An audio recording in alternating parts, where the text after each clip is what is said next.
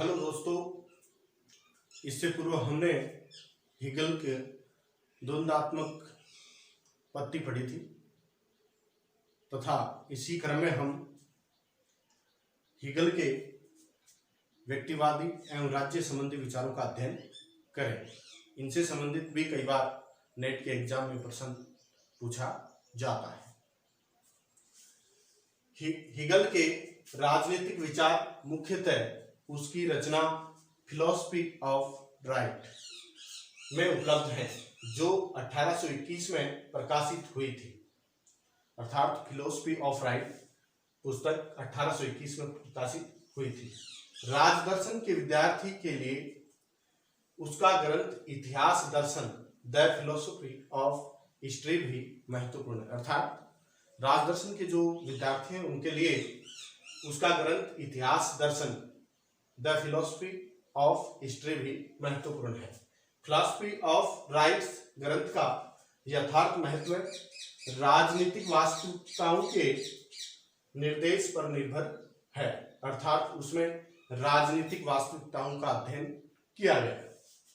इसमें मूल महत्व के दो विषय हैं। अर्थात उसके फिलॉसफी ऑफ राइट्स ग्रंथ में मूल महत्व के दो विषय हैं: व्यक्ति एवं सामाजिक तथा आर्थिक संस्थाओं में संबंध तथा इन संस्थाओं एवं राज्य के संबंध पर विचार किया गया है। अर्थात इसमें दो विषय हैं: व्यक्ति, सामाजिक तथा आर्थिक संस्थाओं के बीच संबंध और इन संस्थाओं एवं राज्य के बीच संबंध पर चर्चा की गई है या विचार किया गया है, जिसमें कि व्यक्ति का समाज और आर्थिक संस्थाओं के साथ क्या संबंध है और समाज और राज्य के बीच क्या संबंध है। इस प्रकार उन पर विचार किया गया है। राज्य का उद्भव, अर्थात हीगल है वो अपनी राजनीतिक विचारों में राज्य के उद्भव संबंधित विचारों का अध्ययन भी करता है। उसके अनुसार, हीगल के अनुसार, सब वस्तुएं आत्मज्ञान की प्राप्ति के मार्ग में अग्रसर आत्मा द्वारा धारण किए गए अनेक रूप हैं। अर्थात हीगल के अनुसार सब जो वस्तुएं हैं वह आत्मज्ञान की प्राप्ति के मार्ग में अग्रसर है। आत्मा द्वारा धारण किए गए अनेक रूप हैं। अर्थात आत्मा के द्वारा धारण किए गए अनेक रूप हैं। ये अभौतिक संसार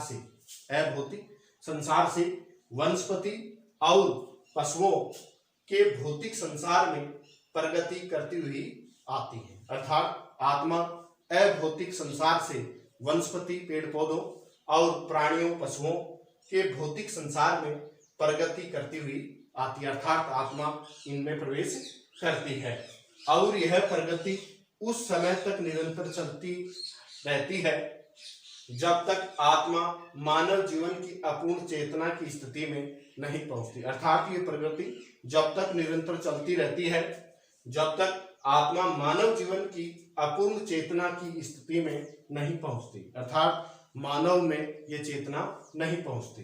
मानव जीवन में आत्मा की शारीरिक और पाश्विक शक्तियों का चरम उत्कर्ष प्राप्त होता है। अर्थात मानव जीवन में ही आत्मा की शारीरिक और पाश्विक शक्तियों का चरम उत्कर्ष प्राप्त होता है। बाह्य जगत में विकास के अनेक स्तरों को पार करते हुए आत्मा सामाजिक आचार संस्थाओं में प्रकट होती है।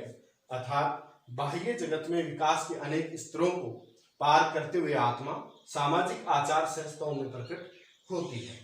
इन संस्थाओं में कुटुंब सर्वप्रथम है। अर्थात कुटुंब का अर्थ यहाँ कबीले से लिया जाता है, जिसको बड़ा परिवार होता है उसको कुटुंब कहा जाता है। तो इसमें संस्थाओं में कुटुंब सर्वप्रथम है, जिसका आधार पारस्परिक प्रेम, कुटुंब का निर्माण है उस या कुटुंब का जो आधार होता है वो पारस्परिक प्रेम होता है तथा दूसरों के लिए आत्म बलिदान की भावना है। अर्थात कुटुंब का आधार पारस्परिक प्रेम और दूसरों के लिए आत्म बलिदान की भावना है।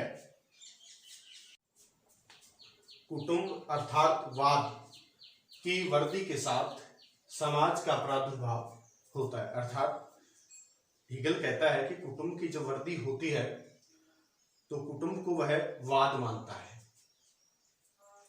तो कुटुंब की वृद्धि के साथ ही समाज का प्रादुर्भाव होता है। जो कुटुंब का प्रतिवाद है, अर्थात कुटुंबवाद है तो समाज उसका प्रतिवाद है।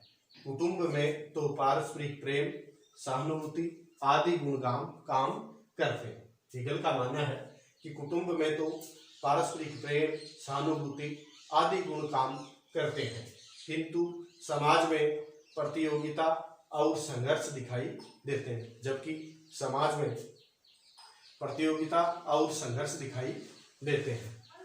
प्रत्येक व्यक्ति अपने हित की बात सोचता है, अर्थात समाज में प्रत्येक व्यक्ति अपने हित की बात सोचता है और इस तरह संघर्ष जन्म लेते हैं, अर्थात समाज में आपस में संघर्ष जन्म ले लेते हैं।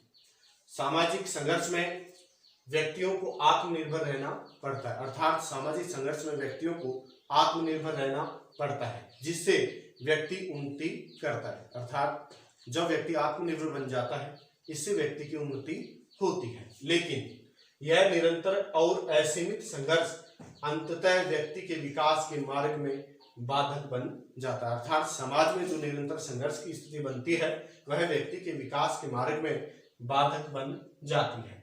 ऐसी अवस्था में यह आवश्यक प्रतीत होता है कि संघर्ष की मर्यादा स्थापित हो और पारस्परिक प्रेम एवं सहानुभूति का जीवन संग्राम में स्थान हो। अर्थात आपस में पारस्परिक प्रेम और सहानुभूति जीवन संग्राम में शामिल होना चाहिए, अर्थात जीवन में पारस्परिक प्रेम और सहानुभूति भी होनी चाहिए। इस आवश्यकता की अनुभूति के साथ राज्य का प्रादुर्भाव होता है, अर्थात व्यक्ति के जीवन में पारस्परिक प्रेम और सहानुभूति के लिए ही राज्य का प्रादुर्भाव होता है।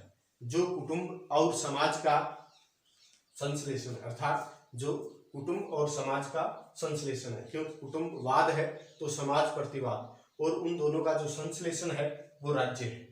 राज्य, कुटुंब और समाज दोनों के गुणों का सामंजस्य, अर्थात राज्य, कुटुंब और समाज दोनों के गुणों का सामंजस्य, उसमें कुटुंब के गुण भी विद्यमान हैं और समाज के भी।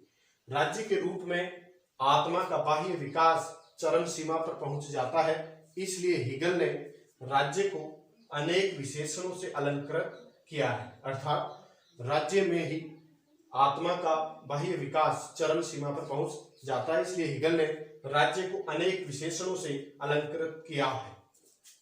राज्य विश्व आत्मा अर्थात ईश्वर का पार्थिव रूप है, अर्थात इस पृथ्वी पर राज्य ईश्वर का रूप है। वह पृथ्वी पर विद्यमान ईश्वरीय विचार है, अर्थात हेगल ये भी कहता है कि राज्य पृथ्वी पर विद्यमान ईश्वरीय विचार है। संसार के संगठन में व्यक्त ईश्वरीय इच्छा है, अर्थात संसार में राज्य ईश्वर की इच्छा है। वह पूर्ण बौद्धिकता की अभिव्यक्ति, अर्थात राज्य पूर्ण विवेकशीलता और बौद्धिकता की अभिव्यक्ति है। वह राज्य को बुद्धि के द्वंद्वात्मक विकास की चरम सीमा समझता है, अर्थात वह राज्य को बुद्धि के द्वंद्वात्मक विकास की चरम सीमा समझता है और यहाँ आकर विकास समाप्त हो जाता है। अर्थात हेगल कहता है कि जब राज्य का निर्माण हो जाता है तब यहाँ आकर आत्मा का विकास समाप्त हो जाता है। हेगल ने राज्य को दैविक बताया है, अर्थात राज्य दैविक है। हेगल के मतानुसार राज्य आत्मा के उच्चतम विकास का प्रतीक है, अर्थात राज्य आत्मा के उच्चतम विकास का प्रतीक है। ईश्वर ही महायात्रा का अंतिम पड़ाव है, अर्थात राज्य ईश्वर की महायात्रा का अंतिम पड़ाव है, अर्थात राज्य को ईश्वर की महायात्रा का अंतिम पड़ाव हेगल ने माना है। अब इससे आगे कोई विकास नहीं है, अर्थात हेगल का मानना है कि राज्य से आगे कोई विकास नहीं है। हेगल ने राज्य को पृथ्वी पर परमात्मा का अवतरण कहा है, अर्थात हेगल ने राज्य को पृथ्वी पर ईश्वर का अवतरण कहा है या परमात्मा का अवतरण कहा है। जैसा कि गार्डनर ने लिखा है, हेगल की दृष्टि में राज्य ईश्वरीय है, अर्थात हेगल की दृष्टि में राज्य ईश्वरीय है, अर्थात ईश्वर की देन है, जो कोई गलती नहीं कर सकता, अर्थात राज्य कोई गलती नहीं कर सकता, जो शक्तिशाली और अभ्रांत है, अर्थात राज्य को हीगल ने शक्तिशाली बताया तथा अभ्रांत अर्थात भ्रम उत्पन्न न करने वाला बताया है तथा नागरिकों के अपने हित में प्रत्येक बलिदान का अधिकारी है। अर्थात नागरिकों के अपने हित में प्रत्येक बलिदान का अधिकारी है।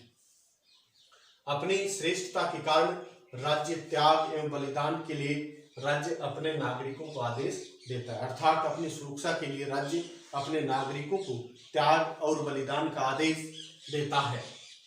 हीगल के अनुसार राज्य आत्म विकास के उच्चतम शिखर की प्राप्ति है। अर्थात हीगल ने राज्य को आत्म विकास के उच्चतम शिखर की प्राप्ति बताया है।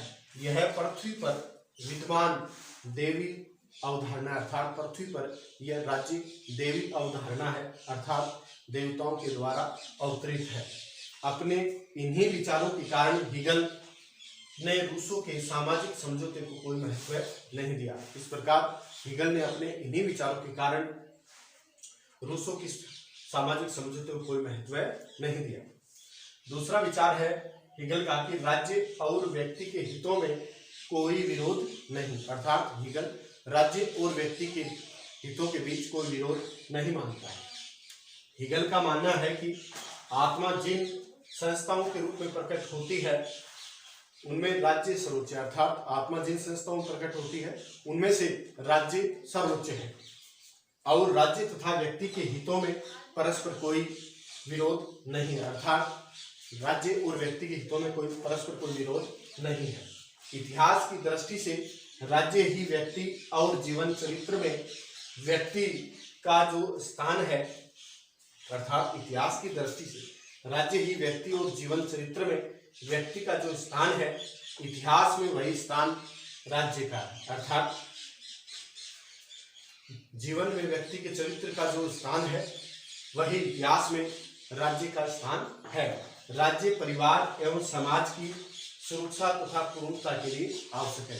अंत में हीगल कहता है कि राज्य परिवार एवं समाज की सुरक्षा के लिए तथा पूर्णता के लिए आवश्यक है। अगला विचार हीगल का है कि राज्य व्यक्ति से उच्च एवं सर्वोच्च समुदाय है। हीगल का मानना है कि राज्य व्यक्ति से उच्च एवं सर्वोच्च समुदाय है।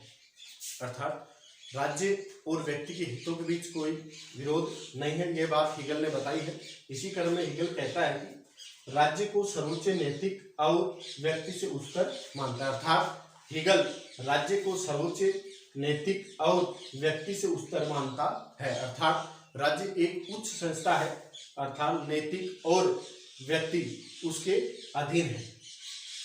समस्त नैतिकता कानून आदि राज्य के अंतर्गत अर्थात संपूर्ण जो नैतिकता है और कानून आदि सब राज्य के अंतर्गत है। राज्य से ऊपर कोई भी नहीं है। अर्थात उस पर किसी कानून अथवा नैतिकता का नियमन नहीं हो सकता। अर्थात राज्य पर किसी कानून अथवा नैतिकता का नियमन नहीं हो सकता। नैतिकता की सर्वोत्तम अभिव्यक्ति राज्य में ही होती है और राज्य ही नैतिक मापदंड का संरक्षक है। अर्थात राज्य को ही हीगल नैतिक मापदंड का संरक्षक मानता है। इससे आगे हीगल कहता है कि राज्य साध्य है और व्यक्ति साधन। अर्थात साध्य की प्राप्ति के लिए व्यक्ति अपने बलिदान तक दे सकते हैं। अर्थात व्यक्ति अपना सब कुछ राज्य को समझेंगे और राज्य के लिए बलिदान के लिए भी तैयार रहेंगे। इस प्रकार हीगल ने राज्य को साध्य बताया है।